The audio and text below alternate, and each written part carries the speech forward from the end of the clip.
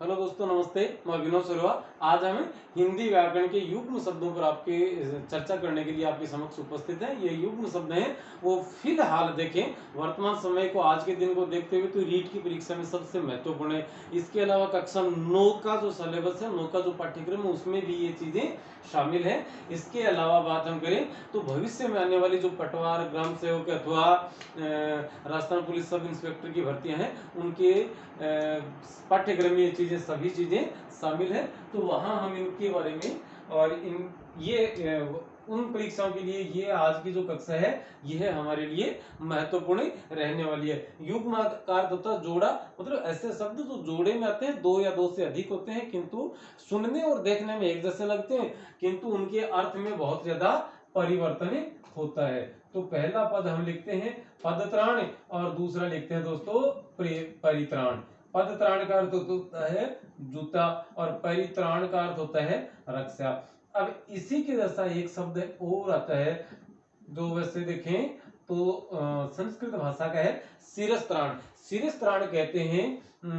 आप फिलहाल मुझे हिंदी के लिए, हिंदी में इसका शब्द सही याद नहीं आ रहा, तो जिसे हम हेलमेट कहते हैं, जो दुपहिया वाहन चलाते समय अथवा रजवाड़ों के समय और घुड़सवार जिस यंत्र को, जिस टोपे को अपने सिर पर धारण करते थे, जैसे यहाँ पूरे शरीर पर, धड़ पर पहनते थे, उसको बोलते थे कवच, और यहाँ जो सिर के ऊपर पहना जाता था उसे शिरस्त्राण बोला जाता था। आगे हम बात कर दें, एक तो होता है दोस्तों पाश, एक होता है पाश और एक होता है पार्श्व। पास का अर्थ तो होता है बंधन, कि अमुक ने अमुक को बाहु पास में जकड़ लिया, मतलब भुजाओं के पास में, भुजाओं के बंधन में। इस पास का अर्थ होता है निकट अथवा नजदीक, और इस पास का अर्थ होता है बगल। इसको हम पार्श्व बोलेंगे। पा से पहले रे और से के बाद में वह है, वह के भी ऊपर लगा है, क्योंकि इसकी शर्त यह होती है कि जो रे होता है उसका उच्चारण करने से पहले या उसके उच्चारण से ठीक पहले स्वर का आना अनिवार्य है, क्योंकि से तो स्वयं व्यंजन, स्वर रहित व्यंजन है, इसलिए इससे पहले जब हाँ स्वर आ रहा है तो पहले में आ स्वर आ रहा है, उस आ के पश्चात बोला जाएगा। जैसे इसी के जैसे हम और दो चार शब्द लिखे, एक तो जैसे ईर्ष्या होता है, एक ऊर्ध्व होता है, एक अनुदैर्ध्य होता है। तो ये जो शब्द है इसको अनुदैर्ध्य नहीं, दैर्ध्य, इसको उधर्व नहीं, ऊर्ध्व, इसको ईर्ष्या नहीं बल्कि ईर्ष्या के रूप में उच्चारण करेंगे हम इसका।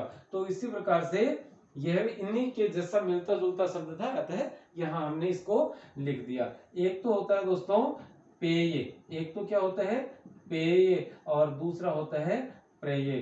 तो पेय का अर्थ तो वह है जो पीने योग्य है, पीने योग्य कोई चीज है उसे पेय कहते हैं, जैसे पेय पदार्थ, शीतल पेय जिसको कोल्ड ड्रिंक कहते हैं हम। और प्रेय का अर्थ होता है दोस्तों प्रेम। उसके बाद में बात करें हमें, एक तो होता है दोस्तों परिणय और एक होता है प्रणय। परिणय का अर्थ आपने बहुत बार, हम अपने घरों में जो शादी विवाह की कुमकुम पत्रिकाएं आती हैं वहां लिखा होता है कि अमुक दुल्हा, अमुक दुल्हन या चिरंजीव ये और सौभाग्य काक्षिणी ये दोनों परिणय सूत्र में। तो परिणय सूत्र का अर्थ वहां पर हो जाता है विवाह, और प्रणय का अर्थ होता है प्रेम। तो प्रणय का अर्थ क्या होता है प्रेम। अब आगे चलते हैं, बात करते हैं, एक तो होता है दोस्तों परिणत, एक होता है परिणीता, चलो परिणित लिखते हैं पहले, उसके बाद में एक होता है परिणीता, और एक होता है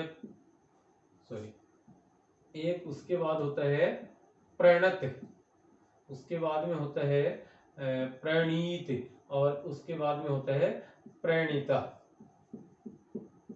परिणत का अर्थ होता है परिवर्तित, बदला हुआ, कि वह उसमें परिणत हो गया, मतलब बदल गया या परिवर्तित हो गया। तो इसका अर्थ तो होता है परिवर्तित। परिणीत का अर्थ होता है विवाहित। परिणीत का अर्थ क्या होता है विवाहित। परिणीता का अर्थ होता है विवाहिता। परिणीता क्या हो जाएगी विवाहिता। प्रणत का अर्थ हो जाएगा झुका हुआ। प्रणत का अर्थ क्या हो जाएगा झुका हुआ। प्रणीत का अर्थ हो जाएगा रचना, और प्रणीता का अर्थ हो जाएगा रचना करने वाली, रचना करने वाली, वह क्या हो जाएगी, प्रणीता हो जाएगी। उसके बाद में बात करते हैं वो दोस्तों 6 नंबर पे। तो एक तो होता है दोस्तों पिक, पिक, और एक होता है पीक। तो पिक का अर्थ तो होता है कोयल, पिक का अर्थ क्या होता है, कोयल, और पीक का अर्थ होता है जैसे पान या कोई भी गुटखा वगैरह खाने के पश्चात जब दो थूकते हैं उसे, उस थूक को ही क्या बोला जाता है, पीक बोला जाता है। और इसके बाद में एक तो होता है दोस्तों पानी, और एक होता है पानी। तो पानी तो किसे कहेंगे, पानी तो कहते हैं हमें हाथ को, और पानी कहते हैं जल को। पानी किसे कहेंगे, हाथ को, और पानी कहेंगे जल को। जैसे हम कहते हैं ना सुबह सुबह विद्यालय में जब सरस्वती वंदना की जाती है तो वहां सरस्वती के लिए बोलते हैं कि तुम वीणा पाणी हो। तो वीणा पाणी की तुम हाथ में वीणा लिए हो, वीणा को धारण करने वाली हो। उसके बाद हम बात करें नंबर 8 पर। एक तो होता है दोस्तों पर्यंक, एक तो होता है पर्यंक, और एक होता है पर्यंत। पर्यंक का की यदि हम बात करें तो वर्तमान सत्र में 2020-21 के सत्र में जो कक्षा 10 में और एक पाठ चल रहा है महावीर प्रसाद द्विवेदी के द्वारा लिखा गया है, जिसका नाम है स्त्री शिक्षा के विरोधी कुतर्कों का खंडन। उससे ठीक पहले और आचार्य भारतेंदु हरिश्चंद्र का एक पाठ है जिसमें एक व्यंग्य है कि अलग अलग कार्य करने वाले लोगों पर, और वहां वो कहते हैं कि हम पर्यंक पर बैठे सोते सोते सोच रहे थे। तो पर्यंक का अर्थ होता है वहां पलंग, और पर्यंत का अर्थ होता है तक, कि मृत्यु पर्यंत वह इस काम में लगा रहा, कि मृत्यु होने तक वह अमुक काम में व्यस्त रहा अथवा लगा रहा। उसके बाद में दोस्तों आता है एक तो प्रसाद आता है और एक प्रासाद आता है। यह तो कई बार पूछा भी जा चुका है विभिन्न प्रतियोगी परीक्षाओं में।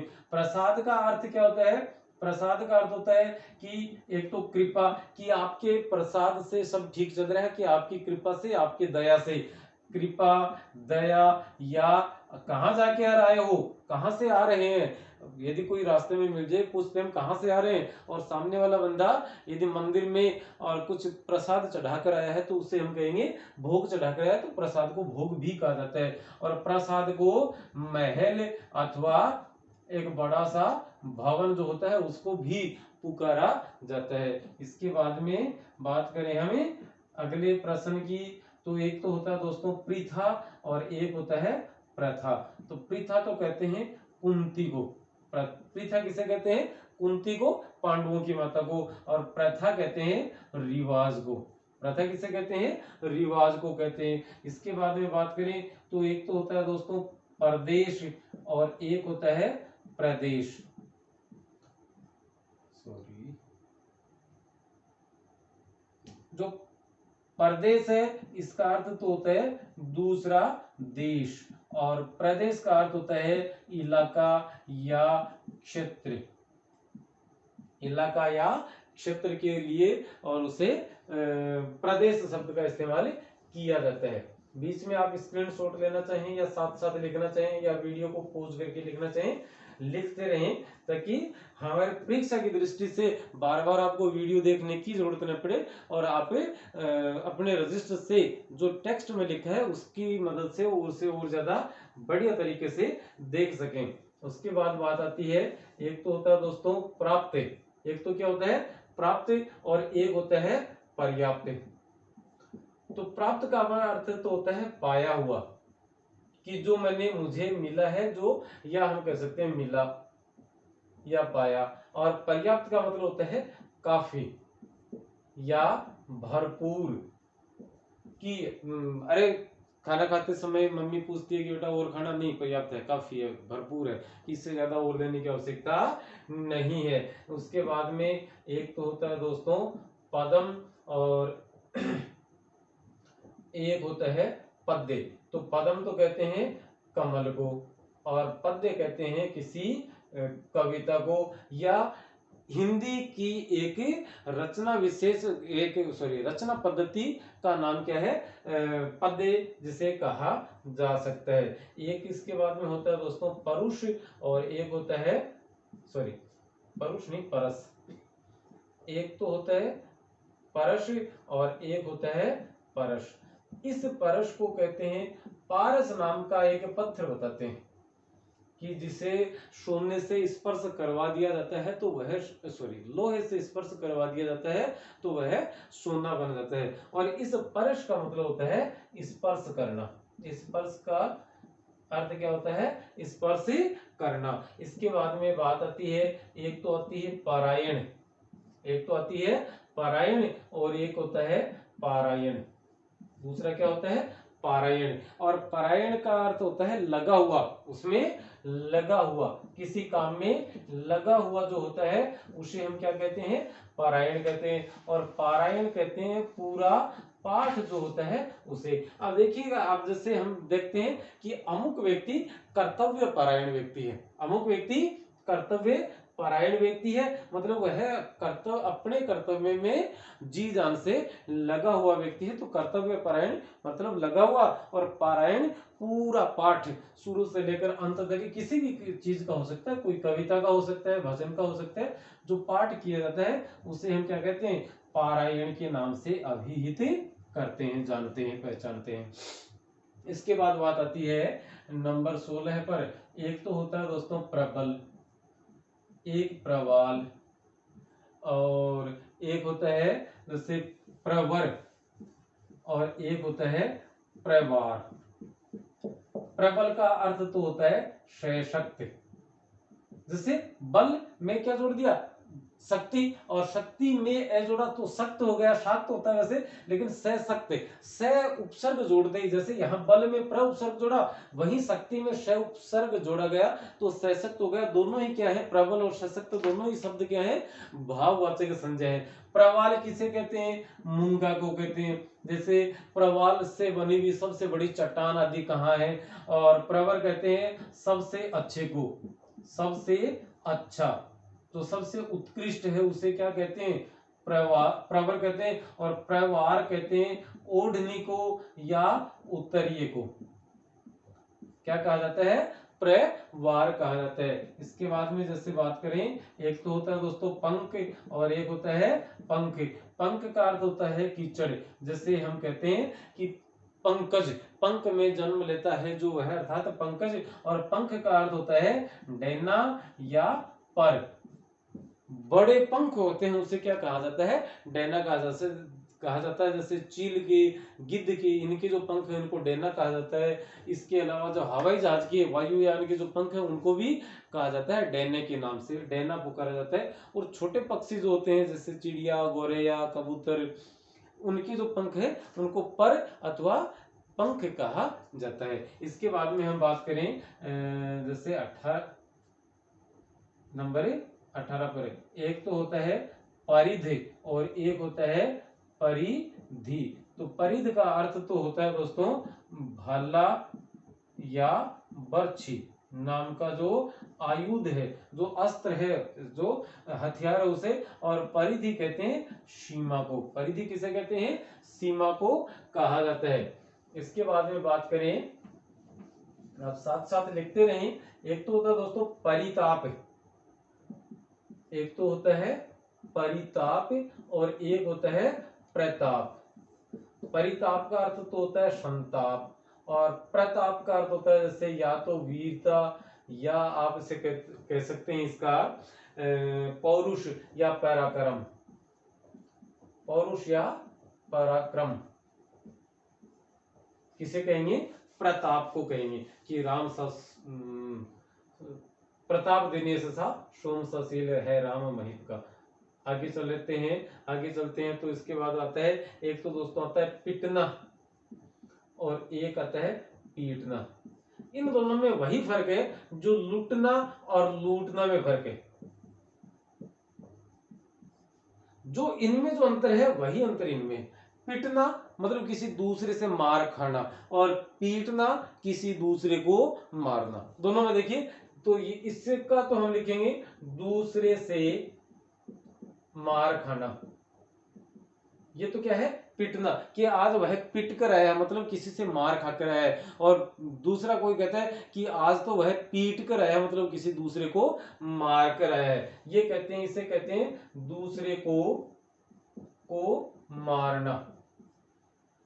इस लुटना, जैसे ए नाम का एक आदमी है, घर बना के बैठा है, बाहर से बी नाम का एक आदमी आता है और कनपट्टी पे पिस्तौल लगा के कहता है कि तेरे पास जो है सब कुछ दे दे, और वो चाबी दे देता है कि ये भैया मेरी तिजोरी की चाबी है, वो लेकर चला जाता है। और ये जो बी आया था, ये इसको खास हिदायत देता है कि यदि मैं 1 किलोमीटर गया, या तू 100 तक गिन, 100 तक गिनने से पहले यदि तूने आवाज लगा दी तो खैर नहीं है। तो बंदा बी चला गया, अब ए क्या करता है, 1 से लेकर 100 तक की गिनती गिनता है, और उसके बाद में कहता है अरे हाय मैं तो लुट गया। तो वो क्या उसने क्या किया, वह लुट गया, मतलब इसके पास से कुछ चला गया, और इसने बी ने उसे लूट लिया। ये कहता है घर आके कि आज मैंने अमुक शेठ को लूट लिया, मतलब वो लूटना हुआ और ये लूटना हुआ। तो वो पिटना और पीटना वाली सी ही बात है। एक तो दोस्तों इसके बाद में हम चलते हैं नंबर 21। एक तो होता है परभृत। एक तो दोस्तों क्या होता है, परभृत। भृत तय में क्या है, हलंत लगा है, और एक होता है परभृत। इस परभृत में हलंत नहीं है। देखिएगा क्या होता है, परभृत का अर्थ तो होता है कौवा, और जिसमें पूरा है तय वह होती है कोयल। कौवा आधा है और कोयल पूरी है। आप ये मान के चलिए कि जिसके साथ परभृत में तय में हलंत है वह तो कौवा है, और जहां हलंत नहीं है, चारों वर्ण पूरे हैं अपने आप में, वहां कोयल बनती है। क्योंकि कोयल कौवे के घोंसले में ही अंडा देती है, ऐसा बताया जाता है, और कौवा उस जनन प्रक्रिया को पूरा करता है, और कोयल अपना काम एक बार में करके निपट जाती है। तो इसका मतलब कोयल तो पूरी हो गई अंडा देते ही, और कौवा उस काम को लगातार उस अंडे को सेता है, उसमें से बच्चे निकलते हैं, आदि आदि बातें। उसके बाद हम 22 नंबर पर बात करते हैं। एक तो होता है प्रकृति और एक होता है प्रकृति। प्रकृति का अर्थ तो होता है स्वाभाविक, और प्रकृति का अर्थ होता है स्वभाव, कि मेरी प्रकृति कैसी है, और जो जैसी मेरी प्रकृति है, जैसा मेरा स्वभाव है, मैं वैसा ही प्रकृति हूं। अर्थात ये मुझसे अपने आप ही हो जाता है, मतलब स्वाभाविक रूप से मैं ये काम कर देता हूं। एक तो होता है दोस्तों परहित। एक तो क्या होता है, परहित। आगे चलते हैं।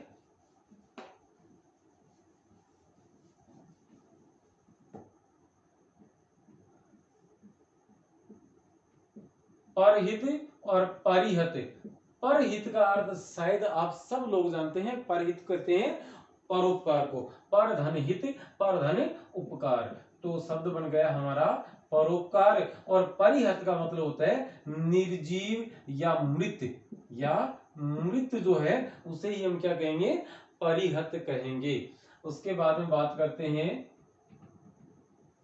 एक तो होता है दोस्तों प्रमत और एक होता है प्रमत। प्रमत का अर्थ तो होता है चतुर। प्रमत का अर्थ क्या होता है, चतुर या चालाक।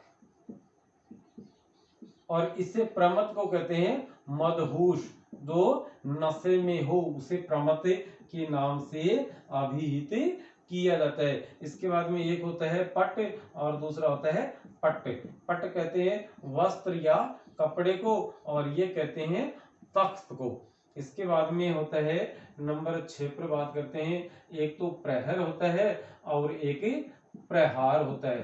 प्रहर का मतलब तो होता है पहर, और प्रहार का मतलब होता है चोट। जैसे प्रहर का अर्थ क्या होता है, पहर। पहर का अर्थ है जैसे याम, कि एक दिन में 24 घंटे में कुल मिलाकर 8 पहर होते हैं, अथवा 8 याम होते हैं जैसे। इसके बाद में हम बात करते हैं अगले नंबर की, और अगले नंबर पर आते हैं तो देखिएगा क्या मिलता है हमें। हमें एक तो वहां मिलता है प्रहर, और सॉरी इसमें एक और लिखा जा सकता है कि प्रहरी। और प्रहरी किसे कहते हैं, रक्षक या रखवाले को, जिसे पहरेदार के नाम से पुकारते हैं, वही क्या है, प्रहरीय। नंबर 27 पर बात करते हैं। एक तो दोस्तों होता है पर्ण, एक होता है पर्ण, एक होता है प्रण, एक होता है प्राण और एक होता है प्राणी। पर्ण का अर्थ तो होता है व्यापार। पर्ण का अर्थ क्या है? व्यापार। पर्ण का अर्थ है पत्ता। प्रण का अर्थ है संकल्प। जैसे महाराणा प्रताप के सैनिकों ने प्रण लिया कि जब तक मेवाड़ को आजाद नहीं करवा देंगे तब तक पक्के घर बनाकर नहीं रहेंगे। जैसे गाडोलिया लोहार की हम बात करते हैं, उनकी संकल्प कि उन्होंने प्रण लिया अथवा उन्होंने ऐसा संकल्प लिया था। तो उसके बाद में बात आती है प्राण।